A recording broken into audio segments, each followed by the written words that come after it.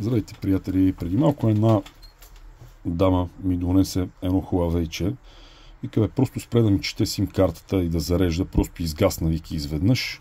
Вика, нищо не съм оправил, отварям го телефона и вътре вижте за какво става въпрос. Просто телефона е в брутален вид и има някакво сладко вътре в него.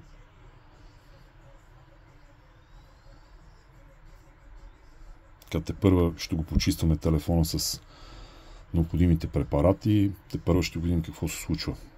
Имайте предвид, че в момента, в който го влезе нещо вътре в телефона, независимо какво е, хубаво е да се почисти, да се отвори, да се почисти, защото дамата казва, аз разлях някакво сладко е разляла жената преди един месец и телефончето си работеше добре, но изведнъж изгасна.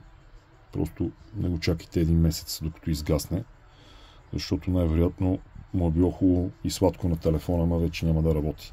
Хубав ден, приятели! Всичко добро!